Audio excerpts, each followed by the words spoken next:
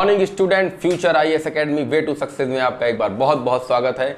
मित्रों, भारतीय राज्य व्यवस्था की आज क्लास में हम लोग पढ़ेंगे संघ और उसका राज्य क्षेत्र। संघ और उसका राज्य क्षेत्र आज हम लोग डिस्कस करेंगे। तो मित्रों, इसमें सबसे पहला पॉइंट आप लोग ये जान लें कि भारत अर्थात इंडिया वो राज्यों का संघ है। राज्यों से मिल के भारत का निर्माण हुआ, आर्टिकल 1 कहता है।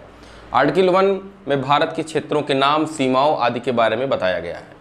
अब इसके नीचे अगर हम आए तो राज्यों के राज्य क्षेत्र पहली अनुसूची में वर्णित संघ और राज्य क्षेत्र के बारे में बताया गया है। मित्रों, संविधान का स्वरूप प्रस्तुत करते समय डॉक्टर अंबेडकर ने यह बात कही थी कि संविधान की संरचना की दृष्टि से संघीय हो सकता है, किंतु कुछ निश्चित उद्देश्यों से निहित होने के कारण इसे संघ कहा जा सकता है।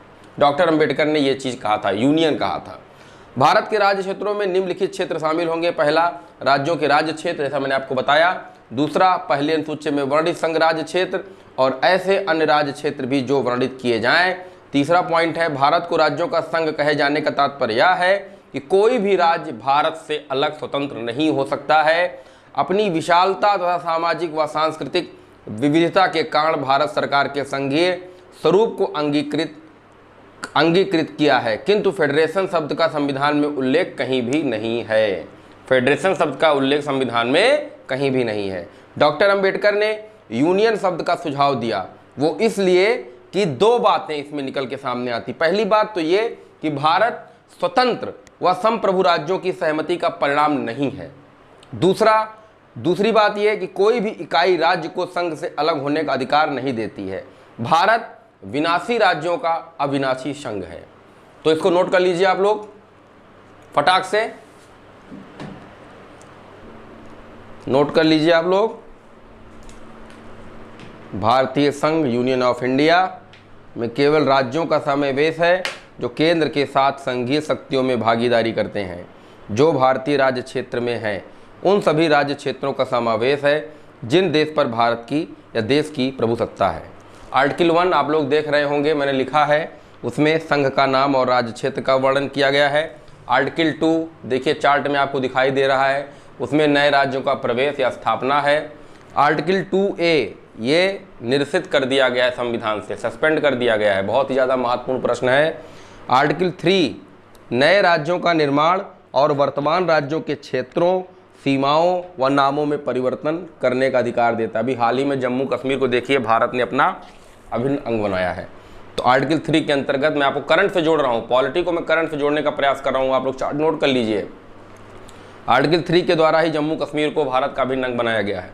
आर्टिकल 4 कहता है, आपके सामने चार्ट में देखिए लिखा है, पहली और चौथी अनुसूची के संशोधन तथा अनुपूरक, आनुषांगिक और परिणामिक विषयों का उपबंध करने के लिए अनुच्छेद 2 और अनुच्छेद 3 के अधीन बनाई गई विधियां लागू की जाएंगी। आर्टिकल 4 का सीधा सीधा मतलब ये है कि आर्टिकल 4 अनुच्छेद 2 और अनुच्छेद 3 जो नियम और कानून हैं उसको लागू करने का अधिकार आर्टिकल 4 के अंतर्गत दिया जाता है।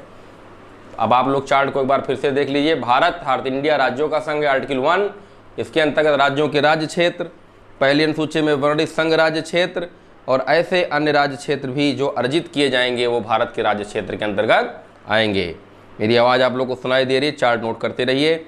भारत को राज्यों का संघ कहे जाने का तात्पर्य यह है कि कोई भी राज्य भारत से अलग होने के लिए स्वतंत्र नहीं है।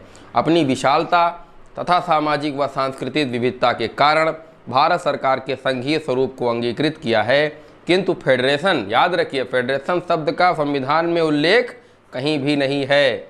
डॉक्टर अंबेडकर ने यूनियन शब्द का सुझाव दिया। क्यों? क्योंकि दो बातें निकलकर सामने आती। पहली बात तो ये कि भारत स्वतंत्र व संप्रभु राज्यों की सहमति का परिणाम नहीं है। दूसरी बात ये कि कोई भी इकाई राज्य को संघ से अलग होने का अधिकार नहीं देती है। भारत विनाशी राज्यों का संघ है। भारतीय संघ, यूनियन ऑफ इंडिया में केवल राज्यों का समावेश है जो केंद्र के साथ संघीय शक्तियों में भागीदारी करते हैं। उन सभी राज्य क्षेत्रों का समावेश है जिन पर देश की प्रभु सत्ता कायम है। आप लोगों ने चार्ट नोट कर लिया है? बहुत। अब आइए बात करते हैं नए राज्यों के निर्माण की प्रक्रिया क्या हो सकती है। आर्टिकल 3 नए राज्यों के निर्माण तथा पहले से स्थापित राज्यों के क्षेत्र, सीमाओं व नाम में परिवर्तन। ये संसद में साधारण बहुमत से कानून पारित करके फिर कोई भी क्रियाकलाप करके नए राज्यों का निर्माण, सीमा और नाम और क्षेत्र में परिवर्तन किया सकता है।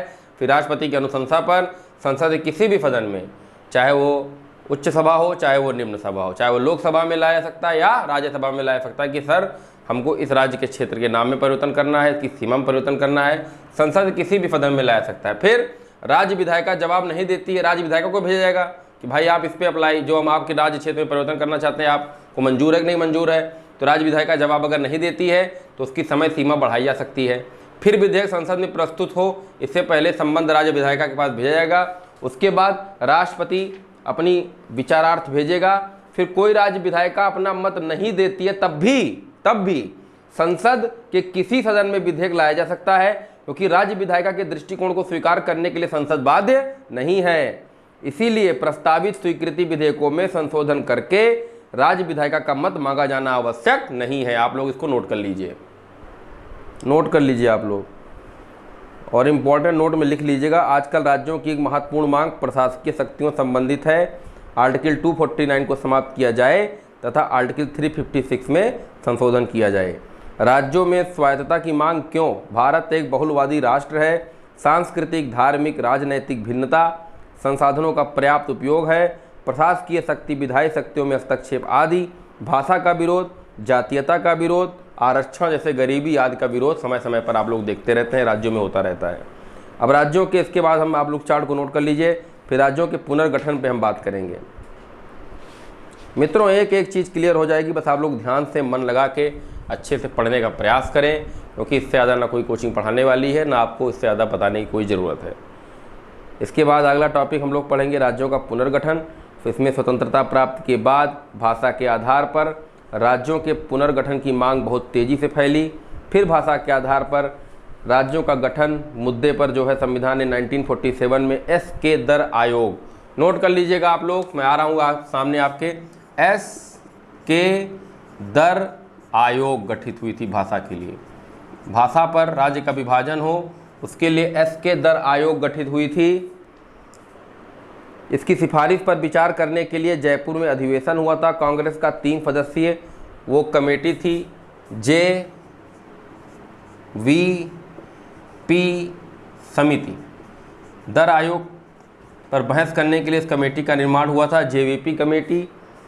जवाहर वल्लभ नेहरू और पंडित नेहरू, जवाहरलाल नेहरू शायद इसमें जे.वी.पी. कमेटी का नाम, आप लोग मुझे कमेंट बताइए कि जे.वी.पी. में कौन कौन से सदस्य थे, जे.वी.पी. कमेटी का नाम जे.वी.पी. कमेटी क्यों पड़ा, इसके बारे में मैं बताने जा रहा था, लेकिन आप लोग ही बताइए कमेंट करके कि जे.वी.पी. कमेटी में कौन कौन लोग मेंबर थे, किसके नाम पर जे.वी.पी. कमेटी गठित की गई। भाषा के आधार पर राज्यों का गठन अस्वीकार किया गया, आधार दिया गया सुरक्षा, एकता, राष्ट्र की आर्थिक समन्वयता के आधार पर। फिर 1949 में कांग्रेस कमेटी ने स्वीकार किया, परंतु दक्षिण के राज्यों में भाषा के आधार पर मांग जारी रही। 1953 तेलुगु भाषी क्षेत्रों का आंध्र प्रदेश राज्य के रूप में स्वीकृति हुई। इस समाज का व्यापक अध्ययन करने के बाद 1953 में फजल अली राज्य पुनर्गठन आयोग बनाया गया। 1953 में फजल अली राज्य पुनर्गठन आयोग बनाया गया। मोस्ट इम्पॉर्टेंट, राज्य पुनर्गठन आयोग बनाया गया, नोट कर लीजिए आप लोग, जिसमें 3 सदस्य थे, हृदयनाथ कुंजरू नंबर 1, दूसरे के.एम. पनिक्कर, फजल अली तो थे ही। इस 1953 में इस आयोग का गठन किया गया। इस आयोग ने 1955 में अपनी रिपोर्ट प्रस्तुत की, जिसमें भाषा के आधार पर राज्यों के पुनर्गठन को स्वीकार किया गया। फिर आयोग की अनुशंसा को प्रभावी बनाने के लिए संसद ने राज्य पुनर्गठन अधिनियम, इसके बाद फिर से एक अधिनियम प्रस्तुत होता है 1956 में, राज्य पुनर्गठन अधिनियम, राज्य पुनर्गठन अधिनियम एक्ट 1956 में गठित होता है। नोट, जम्मू और कश्मीर को आर्टिकल 370 के तहत विशेष राज्य का दर्जा दिया गया, जो 17 नवंबर 1952 से लागू था, जिसको हाल ही में समाप्त कर दिया गया। मोस्ट इंपॉर्टेंट, करंट से मैं जोड़ रहा हूँ टॉपिक को। आर्टिकल 371 के अंतर्गत आंध्र प्रदेश, गुजरात और महाराष्ट्र, और आर्टिकल 371(1) के अंतर्गत नागालैंड राज्य, और आर्टिकल 371(b) के अंतर्गत असम, आर्टिकल 371(f) के अंतर्गत सिक्किम राज्य के लिए विशेष प्रावधान की बात की गई है। एक बार फिर से बता दे रहा हूँ, article 371(a) Nagaland, article 371(b) Assam, article 371(f) for fish Sikkim राज्य के लिए विशेष प्रावधान किया गया। वर्तमान में पृथक तेलंगाना का मांग का मुद्दा जोर शोर से चल रहा था, जिसके लिए कौन से आयोग गठित किया गया था? श्री कृष्णा आयोग। और हाल ही में तेलंगाना को भी आप जैसा कि देख रहे हैं कि अलग कर दिया गया है। ठीक है मित्रों, मोस्ट इम्पॉर्टेंट है। और भाषा के आधार पर गठित होने वाला पहला राज्य कौन सा है? ये कमेंट करके मुझे बताएंगे आप लोग कि भाषा के आधार पर गठित होने वाला पहला राज्य कौन सा है। आप लोग मुझे इसका आंसर देंगे और मैं इसके आंसर का बहुत ही बेसब्री से इंतज़ार करूंगा। श्री पोट्टी राम उल्लू संबंधित हैं इस क्षेत्र से। उन्होंने अनशन किया था कि भाषा के आधार पर राज्य गठन होना चाहिए और अनशन के बाद उनकी मृत्यु हो गई थी। लेकिन वो राज्य कौन सा है जो भाषा के आधार पर पहली बार गठित हुआ था? इसका उत्तर आप लोग हमें कमेंट सेक्शन में दीजिएगा। और आज हम लोग नए ये संघ राज्य क्षेत्र टॉपिक ख़त्म कर रहे हैं और कल से थोड़ा मैं कोशिश करूंगा कि आप लोग को डिजिटल तरीके से और अच्छे से पढ़ाया जा सके, कि मैं बोलता रहूं और सामने आपके नोट्स का पेज मेरे चलता रहे। ऐसा मेरा प्रयास रहेगा। टेक्निकल टीम मेरी काम कर रही है और धीरे धीरे प्रयास करूंगा कि हर दिन और अच्छे से अच्छा पढ़ाया जा सके, जिससे आप लोग बहुत अच्छे से अपने काम को पूरा करते हुए आगे बढ़ते रहें और आपका भविष्य उज्जवल होता रहे। और संघ राज्य क्षेत्र में इससे ज़्यादा जानने की कोई ज़रूरत नहीं है। अगर इससे ज़्यादा जानने की ज़रूरत है तो आप लक्ष्मीकांत जी के सिलेक्शन के लिए पढ़िए। नोट कर लिया आप लोगों ने? तो सिलेक्शन के लिए पढ़िए मित्रों, क्योंकि सिलेक्शन मोस्ट इम्पॉर्टेंट है आपके लिए। ज्ञानी बनने का कतई प्रयास ना करिए, सिलेक्शन के लिए पढ़िए। सिर्फ सिलेक्शन, सेलेक्टेड चीज़ें पढ़िए। संघ राज्य क्षेत्र खत्म हो गया है और आशा करता हूँ कि आपको समझ में भी आया होगा। जो प्रश्न मैंने आप लोगों से पूछा है उसका उत्तर आप लोग मुझे मेरे कमेंट सेक्शन पे देंगे। और हर एक आर्टिकल मैंने डिस्कस कर लिया है। इससे ज़्यादा इसमें कुछ ना पूछा जाता है ना पूछा जाएगा। आप लोग ये लिखने के बाद अपना अनसॉल्व खोल लीजिएगा, यूपीएससी और पीएससी के बच्चे और वनडे के बच्चे भी, और इससे ज़्यादा क्वेश्चन कभी पूछा नहीं गया है। ठीक है, और कल हम लोग नागरिकता पे डिस्कस करेंगे। और आज का ये अंक आपके उत्तम स्वास्थ्य और उत्तम कल्याण के लिए एक बार फिर से यही समाप्त हो रहा है। जय हिंद, जय भारत।